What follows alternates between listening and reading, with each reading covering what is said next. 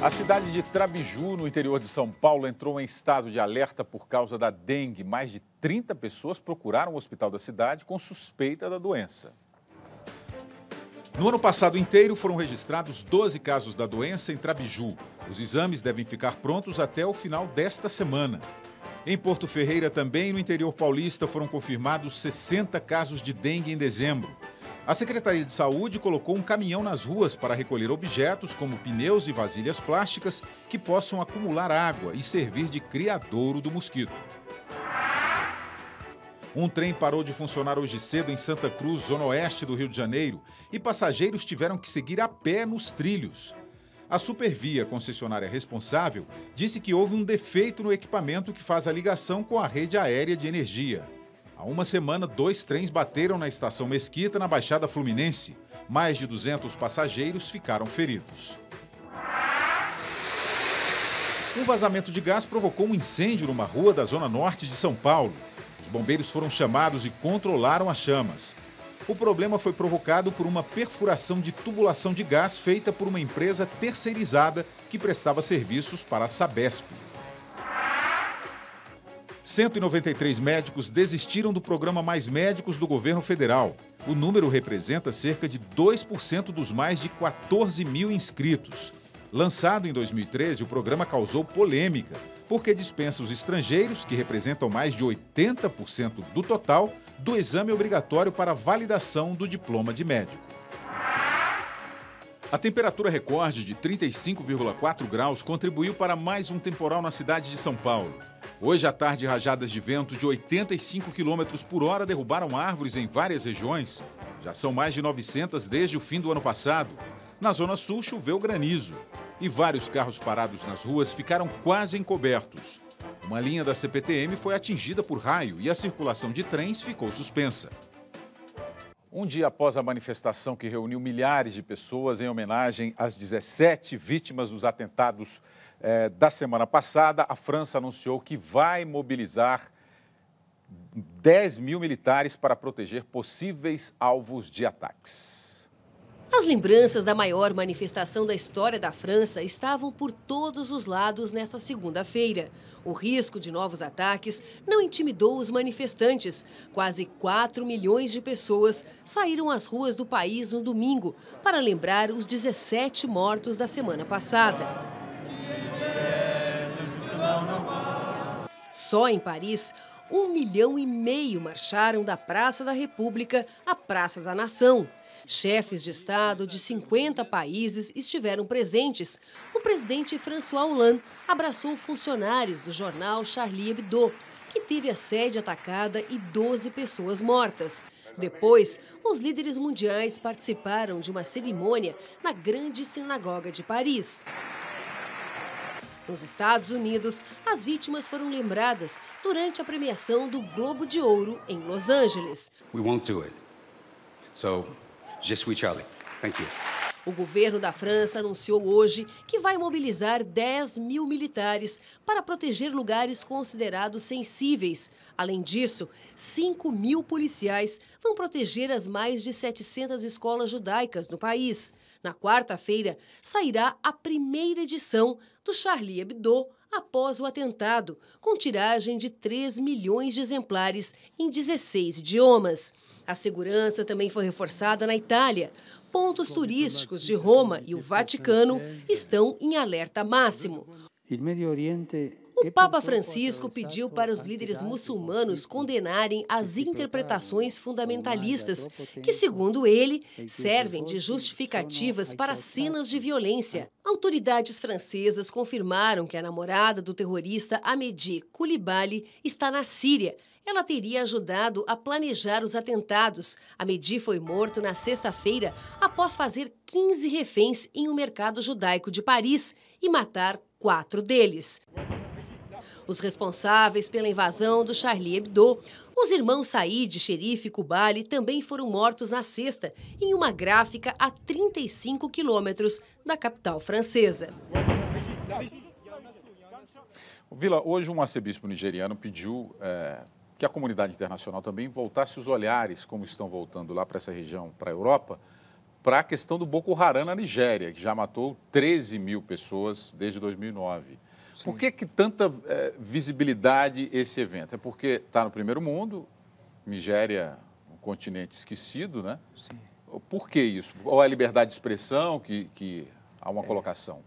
Eu acho que a ação desses grupos fundamentalistas islâmicos na Nigéria é uma barbárie. Nós já vimos várias campanhas internacionais, inclusive quando foram algumas condenadas pela lei religiosa, inclusive que não vigora na Nigéria, mas imposto por líderes religiosos na área norte do país, de morte à lapidação, a pedradas de mulheres e tal. A região do Mali, são vários países, chegando até o Sudão, em que a situação é gravíssima tal. Mas a África, e infelizmente, isso é uma triste verdade, é um continente esquecido. Agora, em relação aos acontecimentos e à manifestação realmente impressionante que ocorreu em Paris, especialmente em outras cidades francesas, mas na capital especialmente, eu acho que aí está claramente a questão fundamental da sociedade democrática e de um Estado laico como é a República Francesa, a questão da defesa da liberdade de manifestação, da liberdade de imprensa. O que houve foi um ato criminoso de assassinos, de terroristas. Não devemos passar a mão na cabeça e buscar justificativas sociais. Isso é inacreditável. São terroristas, são assassinos que têm de ser combatidos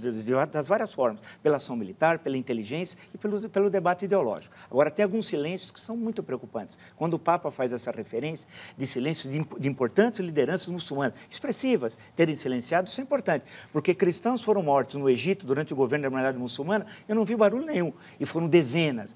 Cristãos foram crucificados na Síria, agora, recentemente, silêncio absoluto. O massacre de cristãos em Darfur, no Sudão, silêncio absoluto. E o último silêncio, a presidente Dilma Rousseff perdeu uma grande oportunidade de mostrar que ela é muito maior do que ela é, que era ter viajado ali. Se fosse o Lula, que é esperto, ela não é esperto, o Lula, ele teria ido, se ele fosse presidente.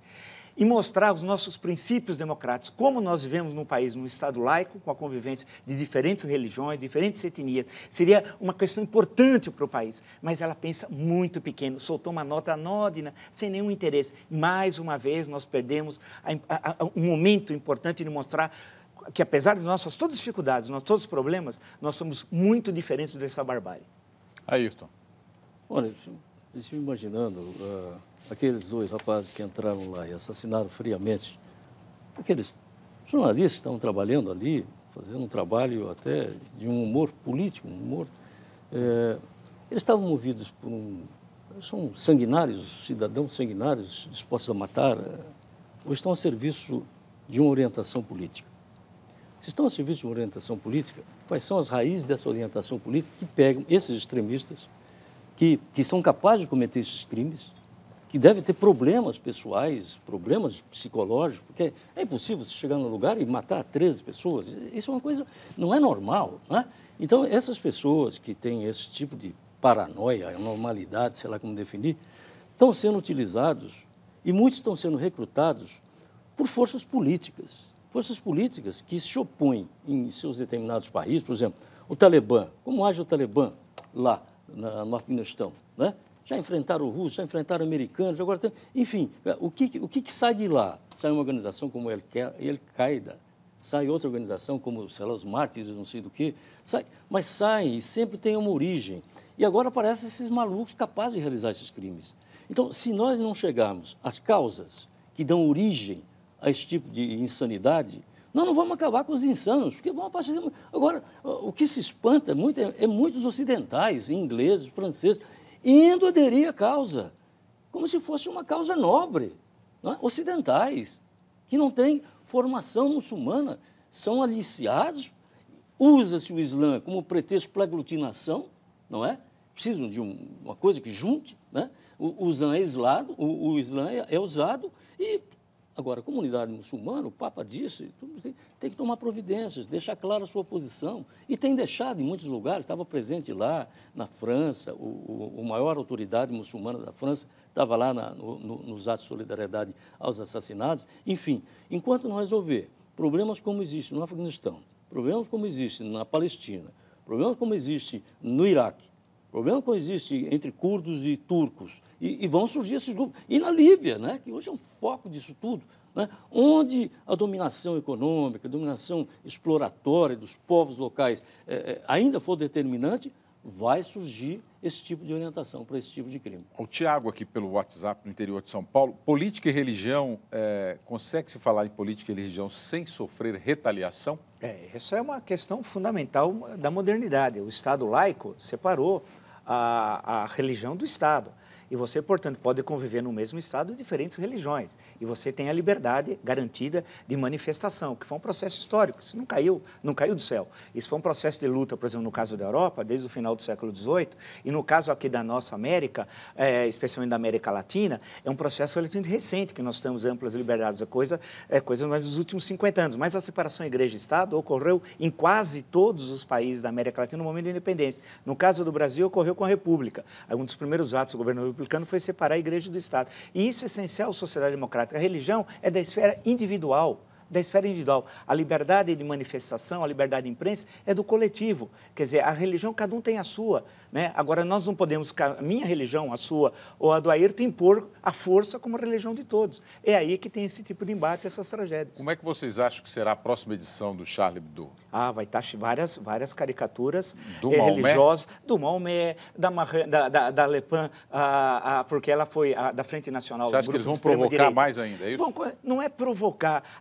Como Jesus Cristo é retratado, por exemplo, no Brasil, em caricaturas, a Virgem Maria, os santos, o Papa, o humor é do contra. Se o humor fosse da situação, não teria graça o humor. É assim o papel do humor, né? Muito bem.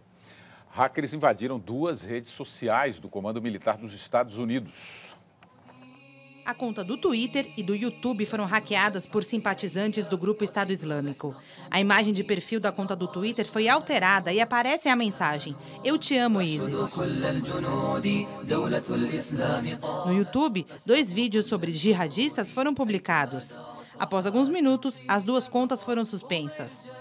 A Casa Branca afirmou que está monitorando a extensão do incidente. Até agora, segundo o governo americano, nenhum documento secreto foi postado pelos hackers. O Comando Central dos Estados Unidos supervisiona as operações aéreas lideradas pelos americanos no Oriente Médio. Depois de enfrentar escândalos como o vazamento de gabarito das provas, o Enem, Exame Nacional do Ensino Médio, pode mudar. As avaliações feitas no papel seriam trocadas pelo computador. Ana Luísa está ansiosa para saber o resultado da prova do Enem, feita no ano passado. Pela 3ª vez, ela tenta uma vaga no curso de medicina. A nota do Enem conta muito para as federais, inclusive agora que estão sendo abertas mais vagas, eu acho que, com certeza, é imprescindível. Em 2014, mais de 6 milhões de estudantes brasileiros fizeram o Enem.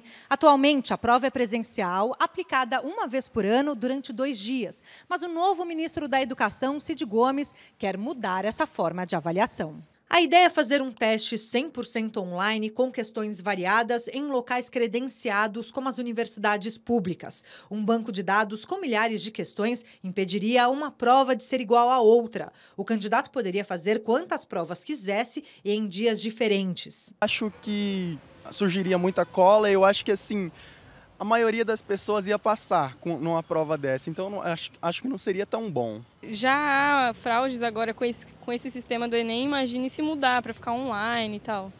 Ia ficar muito mais fácil de ter fraudes. Num país de 28 estados, 9 regiões, uma diversidade enorme, uma desigualdade social, município de 2.000 habitantes com município de 20 milhões de habitantes, não é de Brasília que se faz reforma de ensino médio. Este professor da Faculdade de Educação da USP ajudou a criar o Enem e faz ressalvas à sugestão feita pelo MEC. O Enem virou um processo seletivo, então ele se descolou da educação básica. Eu acho que a nossa situação na educação básica é tão desagradável, desconfortável, que nós tínhamos que partir para um mutirão nacional, envolvendo todos os níveis de ensino.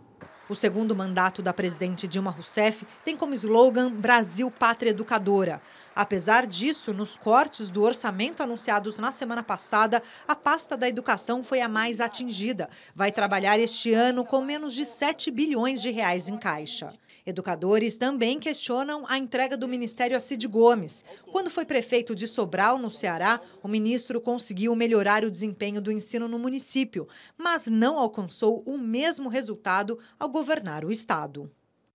Bom, Vila, a presidente apontou a prioridade à educação e escolheu Cid Gomes. Sim. Não seria um tiro no pé o uso político? O Cid Gomes não tem nenhum histórico nessa questão da educação nacional, né? Sim. Não seria um tiro no pé esse uso político de uma área tão prioritária? Eu acho que a escolha é a educação, parabéns, tal. Arrumou um slogan que é fraquinho, mas aí é coisa do João Santana. Agora, colocar o Cid Gomes é piada, aí é piada de mau gosto. Mesmo que na prioridade não fosse a educação. O Cid Gomes não tem a mínima condição de ser ministro da Educação, nem aqui, nem no Afeganistão, lá com o Talibã, não tem a mínima condição. Ele é péssimo. Tratou mal os professores no Ceará, deu declarações infelizes, além de outras coisas que não vale a pena nem aqui lembrar tal. Que tem que ter prioridade na educação, sim. Agora, o Enem, dessa forma, com essa proposta, se tiver 2 exames presenciais, tem 1. Se tiver 2, já é um avanço. Um no primeiro semestre, por exemplo, outro no segundo semestre. Agora, fazer com essa forma, com computador, isso vai dar problema de toda a ordem, com absoluta certeza. Vai ser um desastre. Faça só, ao invés de ter um que é errado, tenha 2, um no primeiro semestre e no segundo, presencial, tanto um como o outro. Não vamos querer usar e inventar coisa que vai dar errado. Você também acha que pode dar errado essa questão do uso do computador? Eu não sei quantos candidatos ao Enem estariam capacitados para submeter um exame online. Isso não acontece nas escolas. Não há uma prática nisso. Por outro lado, esta forma que está sendo utilizada agora, que é a presencial, essa forma vem sendo aos poucos ajustada. E você vê, você leva 6 milhões... Aí você tem 500 casos onde houve vazamento, essa coisa toda, em 6 milhões. Acho que nem 500 casos. Isso está sendo aprimorado. Vamos esgotar isso, vamos fazer uma seleção, vamos ter que fazer não só uma prova anual, vamos dividir 2, 3 e vamos possibilitar que chegamos a um tipo de exame que possa, de fato, aferir a capacidade do aluno para ser aprovado ou não. Eu acho uma aventura cara, você querer fazer online, você vai ter que disponibilizar computadores para 6 milhões de candidatos, não é? Isso significa muito dinheiro em jogo, não é? Talvez por trás disso é que esteja a razão da proposta. Olha aqui, o Maicon Kovacic pelo Twitter. Adianta facilitar o processo seletivo ou é melhor estruturar a educação básica para diminuir as desigualdades? Quer dizer, está se preocupando com a seleção e não a base do aluno. É que o Enem virou um novo vestibular disfarçado, né? Na verdade, é o vestibular, com outro nome, né? Agora, como foi destacado por um entrevistado, um colega da Universidade de São Paulo, a questão, e pelo telespectador, a questão da base, da alfabetização, nós temos 30 milhões de analfabetos funcionais. Isso é inacreditável. Fora outros problemas que nós... Quer dizer, a base da educação. Muitas vezes, se gastar dinheiro em questões, por exemplo, o gasto excessivo nas estados federais, é jogar dinheiro fora. Nós temos que gastar primeiro na alfabetização, mas precisa ter projeto. Aí tem a questão levantada anteriormente pelo Ayrton. E a questão é o seguinte, qual é o projeto de educação que tem o governo, independente do ministro? Qual é o projeto? Porque o projeto transcende o ministro, o projeto é da presidente. E nós não temos um projeto de educação para o país. Mas, William, eu vi aquela moça dizendo... A Guiomar, era a Guiomar? Não, era uma aluna dizendo sobre o aluno online. Assim, olha, eu já tentei 2 vezes, de uma certa forma, você não pode negar que o Enem abre possibilidades enormes para as pessoas, as mais variadas, se habilitarem à universidade. Né? Isso é uma democratização do acesso à universidade, e isso é inegável. Agora, há formas de melhorar esse acesso, capacitando melhor lá embaixo, né? Fazendo com que a participação seja um pouco mais, tenha mais peso, né? Com mais competência. Enfim, acho um avanço o Enem. Então vamos lá. O SISU. Acho que tudo isso não pode ser mudado do dia para a noite, não. Não pode chegar um ministro e dizer... Aliás, não pode o ministro chegar e dizer que vai fazer isso sem ter discutido com o governo. Isso é proposta de governo, não é proposta de um ministro que vai dizer, eu vou fazer isso. O que é isso, ele vai fazer isso? Então, isso vem mostrar que é um loteamento. Cada um tem o seu lote e faz no seu lote o que quer? Não, está errado. Ó, Jornal Democrático, então vamos lá. O outro lado aqui, o Ricardo Lima, pelo Facebook, venham conhecer o Ceará antes de criticarem o Cid Gomes, ministro da Educação, e o ex-governador que revolucionou a educação do Ceará, ampliando as escolas de mais de 100 escolas técnicas. Eu duvido, eu conheço o Ceará, estudei a história do Ceará, tive 300 vezes no Ceará e, infelizmente, discordo da sua opinião. E tenho certeza, se você perguntar para os professores do Ceará, do ensino fundamental e do ensino médio, do ensino público, eu tenho absoluta certeza, até vestiria a camisa do Corinthians se eu tivesse errado, de que a ampla maioria pensa diversamente de você. Mas o Cid Gomes não é despreparado, ele tem vida pública. Ele foi deputado estadual, foi prefeito 2 vezes, foi assessor no Banco Internacional de Desenvolvimento em Washington, esteve lá como assessor. Ele voltou, disputou 2 vezes o governo do Ceará. Quer dizer, eu não posso negar nesse governo que ele tem uma experiência administrativa. Só que ele não pode ter esses arrobos de querer fazer coisas sem que as coisas sejam melhor discutidas. Porque não chama a comunidade para discutir isso. Que tal? Vamos fazer da internet um instrumento de participação no Enem? Agora, uma coisa boa que foi falada que você não percebeu é que o Vila, a possibilidade do Vila usar uma camisa do seu time, Corinthians. Ele acabou de dizer. Não, é que eu disse o seguinte, se ele fazer uma gestão, se os professores do Ceará tiverem a mesma opinião do telespectador, que eu respeito, evidentemente, mas discordo, eu tenho 99% dos professores do ensino fundamental e médio, do ensino público, pensam diversamente que eles. Se pensarem o contrário, eu falei que até vestiria a camisa do Corinthians. Mas você acha que o Gaviões da Fiel vai autorizar o Vila lá? Eu acho que ele vai ter um problema ali, hein? Estudantes que pretendem ingressar em uma universidade este ano já podem consultar as vagas oferecidas pelo Sistema de Seleção Unificada SISU. As inscrições do SISU abrem na próxima segunda-feira e vão até o dia 22. O site é o sisu.mec.gov.br. São mais de 205 mil vagas para 5.631 cursos de 128 instituições públicas de ensino superior. Em comparação ao ano passado, houve um aumento de 11% no número de vagas. Cursos como Medicina e Engenharia lideram o ranking, com respectivamente 28% e 22% de vagas a mais. Podem concorrer os candidatos que prestaram o Enem, Exame Nacional do Ensino Médio, em 2014 e não zeraram a redação. A lista de chamadas será divulgada no dia 26 de janeiro. Veja, daqui a pouco o resgate encontra a caixa preta do avião da Air Asia. E ainda, metalúrgicos do ABC protestam contra demissões e pedem ajuda federal para evitar novas dispensas.